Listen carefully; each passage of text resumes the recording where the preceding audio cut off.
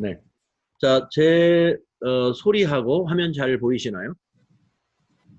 네. 네. 네. 자, 그러면 이 시간에는 이제 이 자본의 마지막 그룹이죠. 이익잉여금부터 한번 정리해 보도록 하겠습니다. 자, 이익잉여금. 자, 이익잉여금은 영업의 성과라고 그랬죠. 영업활동의 결과. 자, 앞에서 기타 포괄 손익 누계액은 뭔가 자산을 평가하는 거였어요. 그 앞에서 자본 조정, 자본잉여금, 자본금 이 세 개는 주주하고 거래에서 발생되는 자본거래 관련된 계정들이었습니다. 그리고 이제 맨 마지막에 이익잉여금은 영업활동 결과다.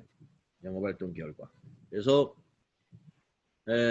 얻어진 이 손익거래에서 얻어진 이익이 사내에 유보되는데 그 사내에 유보되는 게 바로 이익잉여금입니다.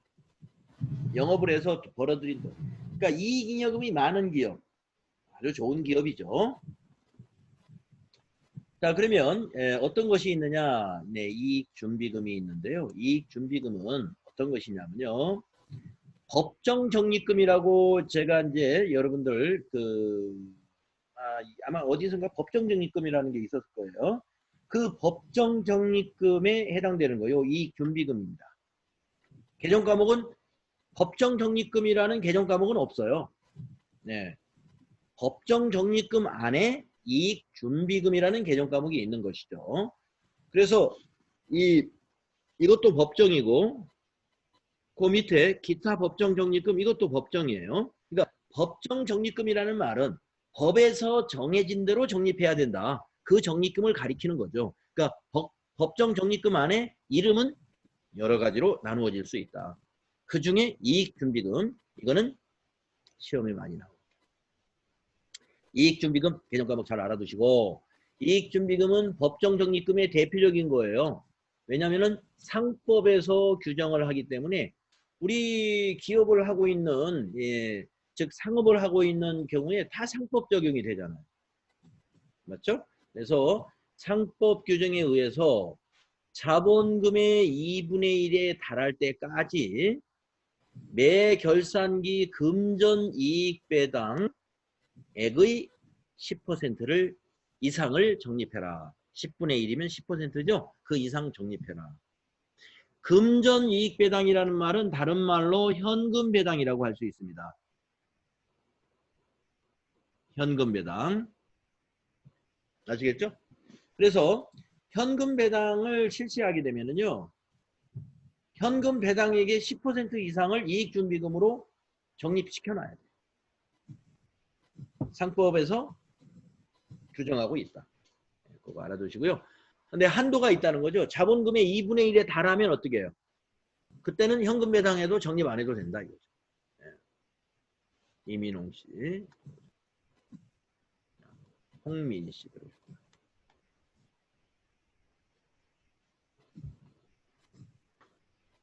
자, 이익준비금 잘 알아두시고요. 그 다음에 이제 기타 법정 적립금은 이익준비금 말고 다른 법령에 의해서 적립되는 것들을 통틀어서 이렇게 부르는 거고요. 네. 그 다음에 임의적립금 이것도 개정 과목 이름은 아닙니다. 임의적립금 안에 다양한 이름을 가진 적립금 이름들이 있어요. 그걸 이제 개정 과목을 쓰게 되는데 가령 예를 들어본다면 신공장 건설 적립금 우리가 지금 공장이 이제 앞으로 한 4, 5년 지나면 노후화되어서 아니면 지금 현재 공장의 위치가 여러 가지 그 환경이라든가 이런 문제 때문에 제약 요건이 많아서 다른 데로 이전을 해야 될 장기적인 계획을 가지고 있다. 그러면 그 이전과 관련된 자금들을 미리 준비해둬야죠. 그게 바로 임의 적립금 중에 신공장 건설 적립금 이런 식으로 이름을 붙여 나가는 겁니다. 자, 임의 적립금은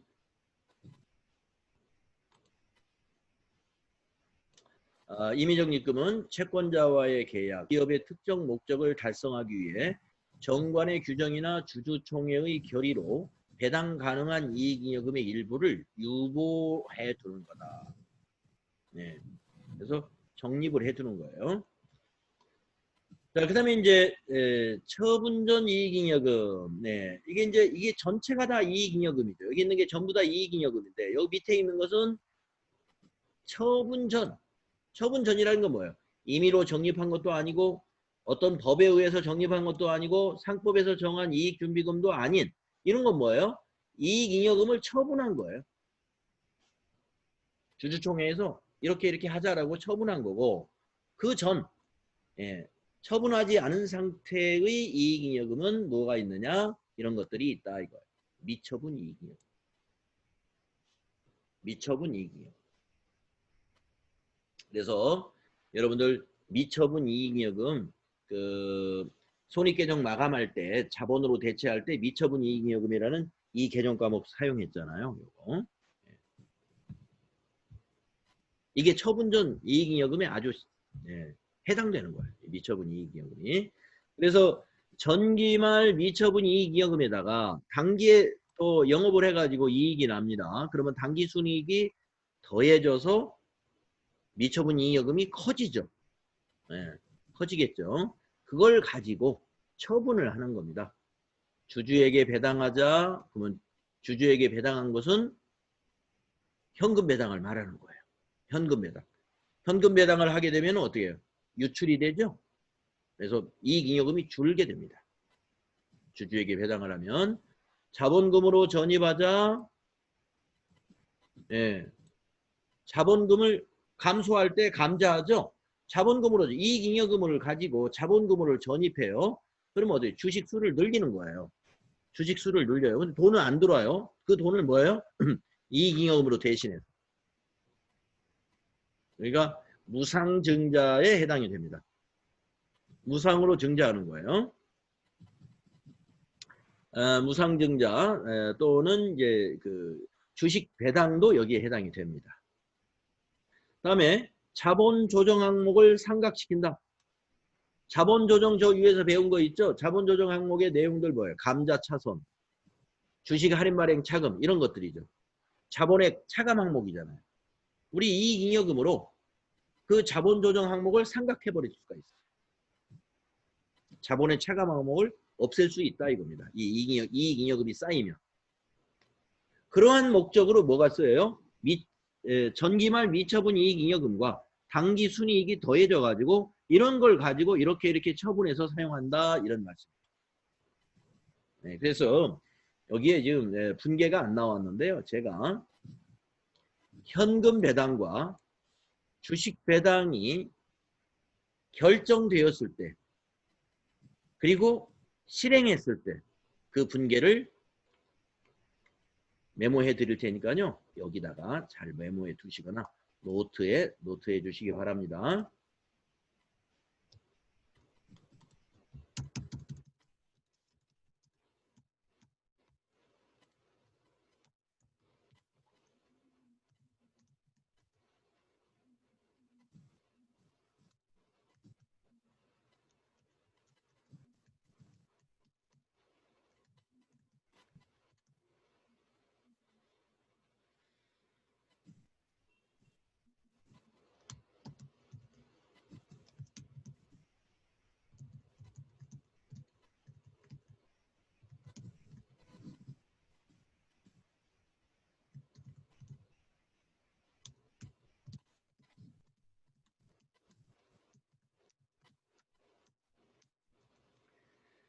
현금 배당도 하고 주식 배당도 하는 동시에 하는 기업은 뭐 없겠죠.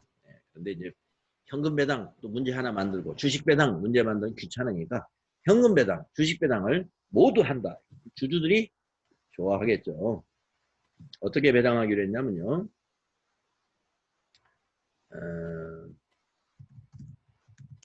현금 배당 그냥 금액으로 환산을 해버릴게요. 10억. 1인당 10억이 아니라 회사가 총 배당, 현금 배당할 것이 10억이고 이걸 이제 그 소유 지분에 따라서 나누어서 현금을 주는 거예요. 주식 배당 20억 이렇게 결의했습니다. 네, 주주들은 좋아하죠. 물론 주식 배당도 한 사람 앞에 20억이 그런 의미는 아니고 회사 총 20억. 예, 그걸 그 주주들의 소유 지분에 따라서 주식 수로 배당을 합니다.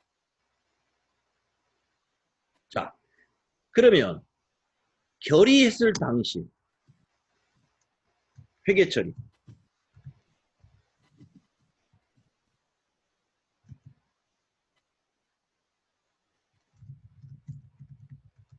즉 주주총회가 끝나면 어떻게 회계 처리하느냐 이거. 자, 차변에 여러분 배당을 뭐 가지고 한다고 그랬죠? 미처분 이익이익을 가지고 하는 거예요. 미처분 이익이익. 그런데 그 미처분 이익이익은 전기에 결정이 됐죠. 전기 결산 때 당기순이익하고 전기 거 당기순이익하고. 그러면 지금 2019년도에 우리가 2020년 2월 28일 날 주총에서 결정된 것은 2020년도 실적 가지고 하는 것이 아니라 전기 실적과 그 과거의 실적이 모아져 있는 이익여금을 가지고 배당하는 거예요. 따라서 우리는 당기에는 전기에서 넘어온 이익잉여금을 뭐라고 부르냐면은 미처분이라고 부르지 않고 개정 과목을 이렇게 바꿔서 씁니다. 내용은 미처분 이익여금과 같은 거예요. 그런데 개정 과목의 이름은 2월 이익잉여금으로 바꾸어져 있다 이렇게 생각하시면 돼요. 네, 나중에 실무할 때 2월 이익잉여금 나옵니다. 내용은 미처분 이익여금과 같은 겁니다. 그래서 먼저 현금 배당을 먼저 분개해 볼게요. 2월 이익잉여금 10억 원이 없어지는 거예요. 차변에 오니까 자본 감소죠. 이걸 가지고 배당을 한 거예요. 대변에 오늘 주주총회 하는 날 현금이 바로 나가나요? 안 나가죠. 미지급 배당금이 10억 원이 되는 겁니다. 결의는 했으나 아직 지급이 안 됐다. 차변의 2월 이익잉여금은 자본 감소에 해당이 되고요. 대변의 미지급 배당금은 부채 증가가 됩니다. 부채가 됐어요. 이제 앞으로 준비해서 돈을 줘야 되니까 이 분계 잘 기억하십시오. 현금 배당 결의시 분계입니다. 자, 그 다음에 주식 배당은 어떻게 회계 처리하느냐. 두 개로 나눌 필요가 없네요. 죄송합니다. 이 10억 원을 30억 원으로 고쳐보겠습니다. 두 개로 나누어서 회계 처리할 수도 있는데 하나로 하면 되겠네요. 차변의 2월 이익여금 똑같으니까. 자, 그러면 대변의 미지급 배당금은 10억 원인데 저 주식 배당은 어떻게 하느냐 이거예요. 개정 과목이 이렇게 달라집니다. 미교부라고 그래요. 미교부. 주식 배당금 20억 원. 미교부 주식 배당금은 부채라고 보시면 틀립니다.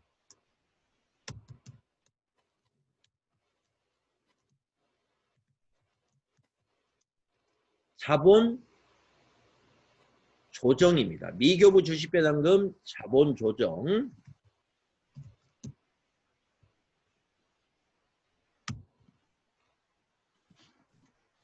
미교부 주식 배당금은요. 자본 조정에 해당이 된다.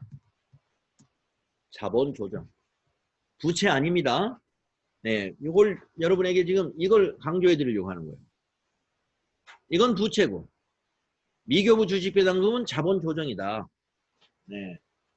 시험에 나온 적이 있습니다.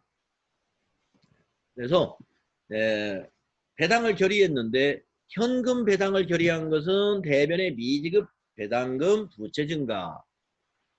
주식 배당을 결의한 것은 대변의 미교부 주식 배당금 자본 조정. 아시겠죠? 자본 조정. 나중에 이 자본 조정은 뭐가 될까요? 자본금이 됩니다. 자본금이. 자, 그러면 결의시 분계는 이렇게 되고요. 이제 실행을 해보겠습니다.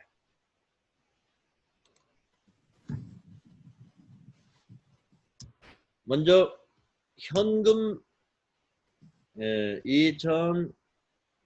2020년 3월 30일 날 현금 배당 실시. 그러면 현금 배당을 어떻게 회계 처리하느냐? 자, 이제 미지급 배당금 부채가 감소됩니다. 미지급 배당금 10억 원 차변에서 부채 감소가 되고요. 대변에 이제 주주들에게 돈을 줘야죠. 보통예금 10억 원. 뭐 현금으로 이렇게 나눠줄 수는 없고 계좌이체 시켰겠죠. 이때 자산이 감소합니다. 현금 배당이 실시되면 분기에는 회계 처리가 이렇게 됩니다. 차변에 미지급 배당금 10억 원 부채 감소. 대변에 보통예금 10억 원 자산 감소. 그래서 이 준비하는 과정에서 이런 게 발생해요. 미지급 배당금 이런 것이 준비하는 과정에서. 그러니까 결국에 요거는 생겼다가 한 달 만에 없어지기 때문에 보통 한 달 정도 준비를 한다고 보면 그러면 결국에 남는 거는 뭐냐? 2월 이익잉여금 자본 감소하면서 회사의 자산이 유출되는 거죠. 이게 현금 배당입니다. 회사의 현금이 없어지고 이익잉여금 자본 감소하고. 그러니까 현금 배당은 회사의 자원이 밖으로 나가는 거예요. 자, 그러면 이번에는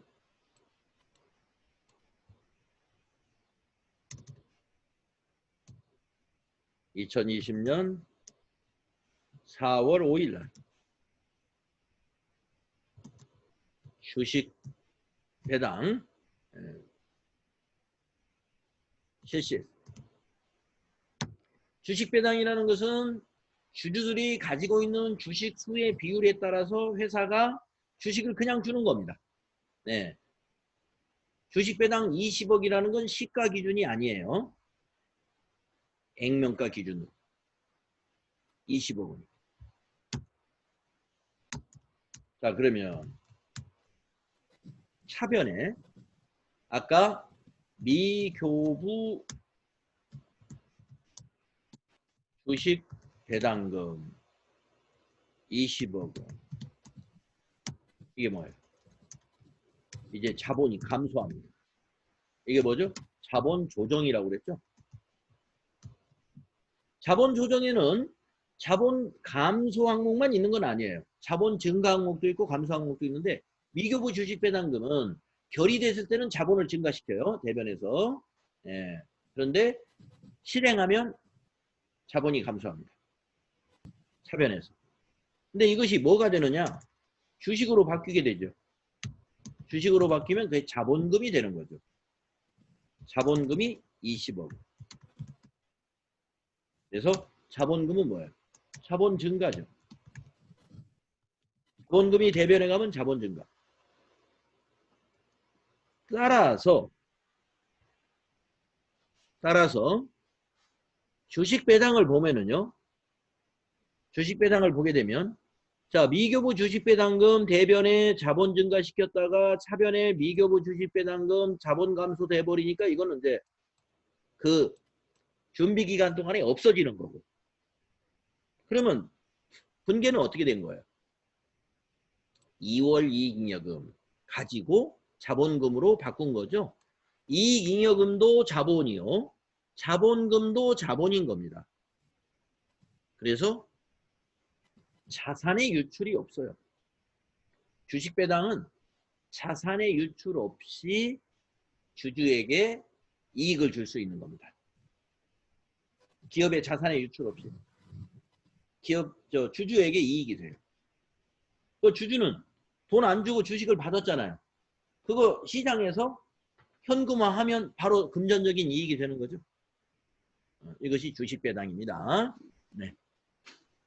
그래서 주식 배당 시 회계 처리하고요. 현금 배당 시 회계 처리. 네, 요 결의 단계와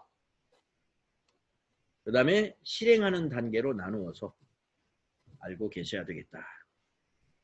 우리 교재에 좀 이걸 넣어놔야 될 것 같은데요.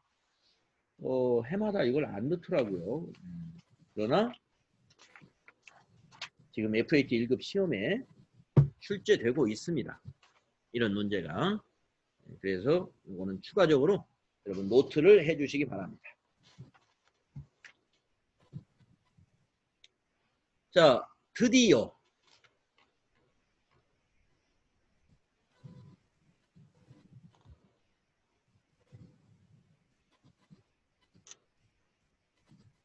네, 이건 우리 앞에서 다 분계 배운 것이죠. 네, 그래서 드디어 재무상태표, 자산부채 자본 다 끝났습니다.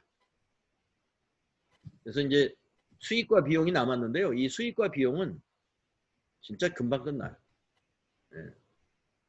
그래서 내일이면 우리가 재무회계 이론은 끝났다. 네, 내일이면 그렇게 보여지고요.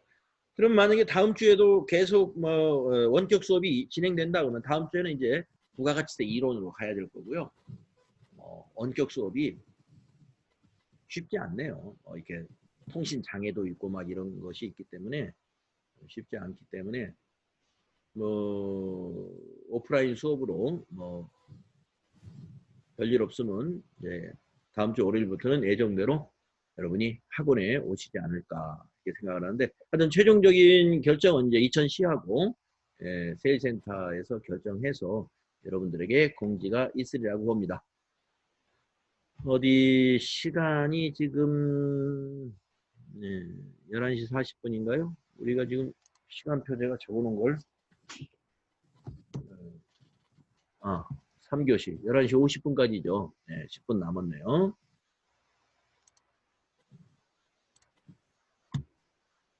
자, 그러면 문제 풀으러 갑시다.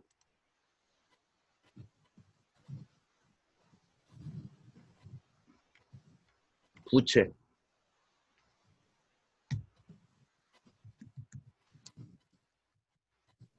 부채와 자본 쪽으로 몇 페이지인가요?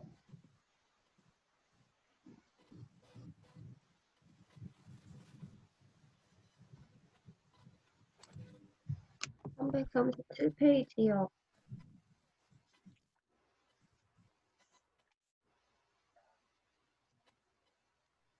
337페이지요. 아, 예. 337 쪽이랍니다. 337쪽. 네, 맞습니다. 337페이지로 넘어가겠습니다. 네, 여기 맞네요.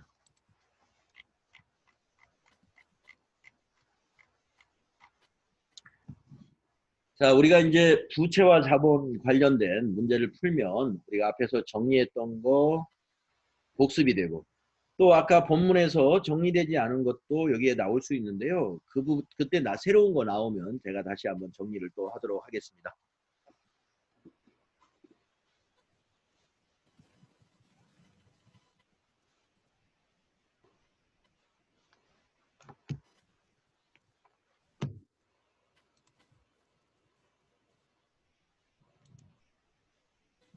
자, 1번부터 볼까요? 다음 중 재무상태표의 유동부채와 비유동부채 분류 기준 옳지 않은 거. 1번. 일반적으로 보고기간 종료일부터 1년 이내에 상환해야 하는 부채는 유동부채로 분류한다. 맞았죠? 2번. 비유동부채 중에서 보고기간 종료일로부터 1년 이내에 자원의 유출이 예상되는 부분은 유동부채로 분류한다. 맞죠? 비유동부채 중에서 보고기간 종료일, 결산 때 1년 이내에 자원이 유출되는 거 이거 유동부채로 분류하는 개정 과목이 뭐가 있었죠?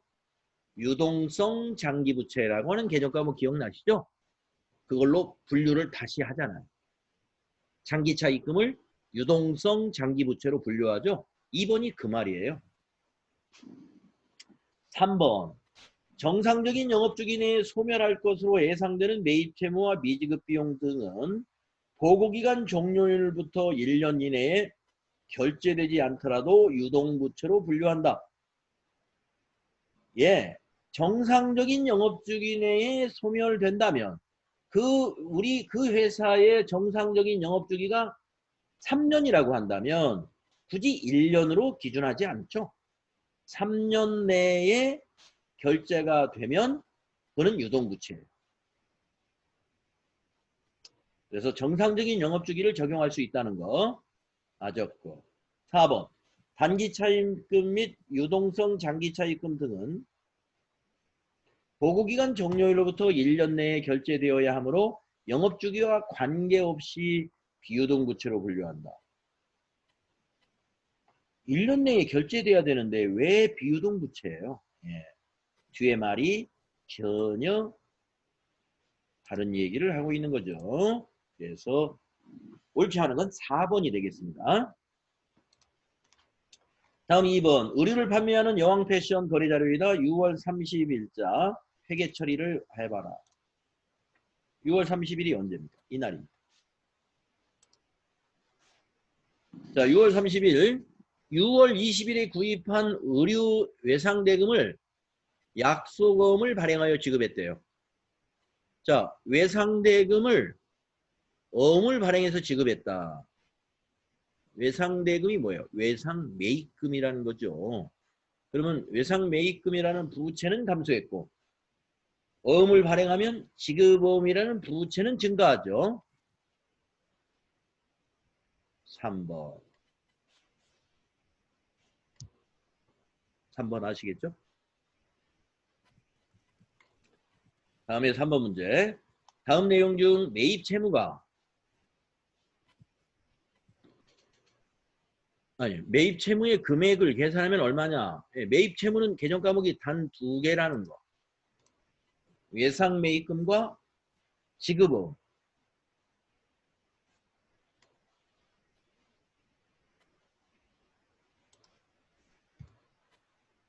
요 2개죠. 매입 채무는 외상 매입금과 지급어음이 매입 채무예요. 25만 원. 1번이 답입니다. 다음에 4번. 다음에 총계정 원장을 보고 거래를 추정한 것으로 옳지 않은 것은, 자, 옳지 않은 걸 찾아라. 네. 거래를 추정할 줄 알아야죠. 총계정 원장을 보면. 여러분 외상매입금은 부채입니다. 자, 날짜 순으로 한번 볼까요? 7월 12일. 7월 12일 날 분계를 한번 써볼까요? 외상매입금 차변이고, 대변이고 상품이 차변이라는 거죠. 그러면 7월 12일은 차변이 상품, 대변이 외상매입금 이거잖아요. 예. 그래서 상품이라는 자산이 증가했고 외상매입이라는 부채가 증가했다. 이게 7월 12일 거래입니다. 다음 7월 20일 거래 추정해 볼까요? 외상매입금이 차변에 있죠. 외상매입금 부채가 차변이면 뭐예요? 부채 감소. 대변이 상대기존 과목 대변이 지급어음이라는 거죠. 그래서 7월 20일 날은 차변은 외상매입 부채 감소. 대변은 지급어음 부채 증가. 이것이 7월 20일 분계입니다. 자, 그러면 이제 답은 뭐 쉽게 찾을 수 있죠. 자, 7월 20일 날 지급어음 60만 원의 만기가 도래했다? 아니에요. 2번 7월 12일 날 상품 100만 원을 외상으로 매입했다? 맞죠? 2번이 맞았습니다. 문제가 옳지 않은 걸 찾는 거군요. 1번은 답은 1번이네요. 그러면 자, 3번 보겠습니다. 7월 20일 외상매입금 중 일부 60만 원을 약소금을 발행하여 지급했다. 맞죠? 대변의 지급어음, 차변의 외상매입금. 맞았다. 4번 7월 말 외상매입금 잔액은 40만 원이다. 자, 보세요. 100만 원의 외상매입금이 있는데 60만 원 갚았으니까 40만 원 잔액 맞죠? 맞았습니다. 답은 1번이죠. 다음에 5번. 다음의 내용에서 기억, 니은의 대변에 해당하는 개정 과목으로 맞는 것은 이랬습니다. 기억이 대변이 뭘까요? 상품 판매 매장에 직원 유니폼으로 사용할 의류를 구입하고 외상했답니다. 외상하면 부채죠. 외상으로 뭔가를 구입하면. 자, 그런데 매장의 직원 유니폼입니다. 그러면 차변의 복리후생비예요. 대변은 미지급금. 아시겠죠? 대변은 미지급금입니다. 차변은 복리후생비. 그래서 여기서는 지금 대변의 개정 과목은 그랬으니까 기억은 미지급금이다. 이거예요. 미지급금.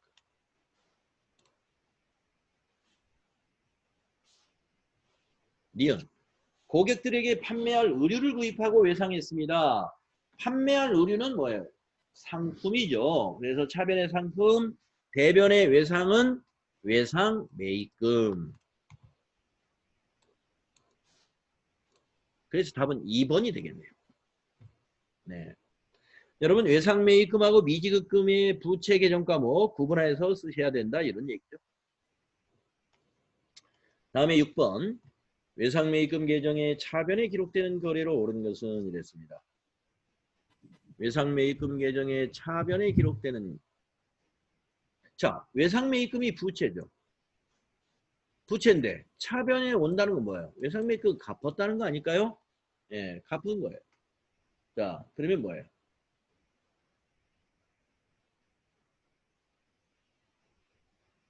4번이죠. 외상 매입금 차변에 오려면 외상 매입금을 상환해야 되니까 4번 상품 매입 대금을 보통예금에서 이체했다. 그러면 차변의 외상 매입금, 대변의 보통예금. 4번이 되겠습니다. 자, 딱 50분이 됐네요. 또 우리 10분간 쉬었다가 12시에 다시 만나겠습니다.